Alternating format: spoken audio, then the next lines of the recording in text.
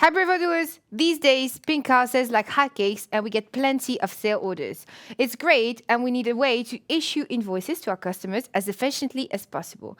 In Odoo, invoices can be created automatically from a sale order. Let's dive into our database and see what it looks like. Okay guys, so let's go into the sales application and see how we can invoice our sale orders. Let's create a new quotation. I'm going to assign a customer. This customer needs to buy a new car, so I'm going to add a hybrid car and also a dash cam as equipment. Let's put a little section just to put a bit more structure to our quotation here right away. What you need to understand is that companies need to be able to invoice based on two different conditions. So either if the quantities are ordered or if the quantities are delivered, okay? To do that in Odoo, you need to configure the product correctly. So if you go into the product configuration, you see that you have an invoicing policy field, and you can choose either if you want to invoice based on ordered or delivered quantities.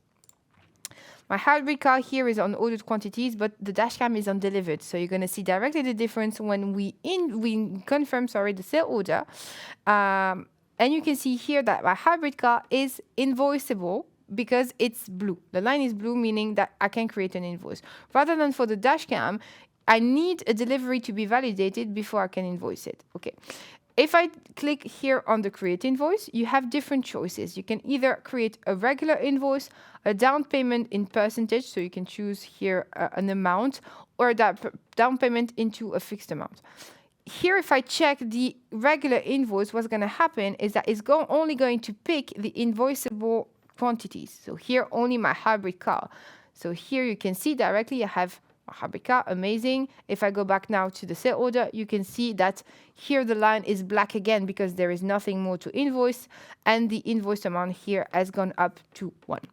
If I still want here to invoice the dashcam, I need to validate the delivery first. So I'm going to go into the delivery, validate, apply. And if I go back now to the sale order, you see that the dashcam line is now blue because I can, of course, invoice it. So you see here the delivery amount is has increased. And if I click on create invoice again, what's going to happen is that you're going to have a second invoice for that. And if I go within the invoice, you see that even the sections and also the note for your information are inherited from the sale order to the customer invoice. So you keep the same structure when you create an invoice.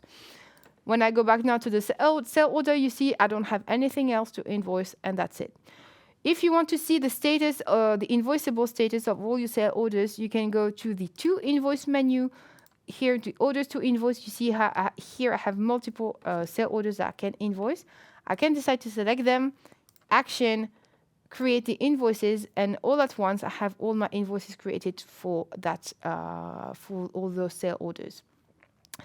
Let's check now in the accounting application what it looks like. So we've created a lot of different invoices, but they are all in draft.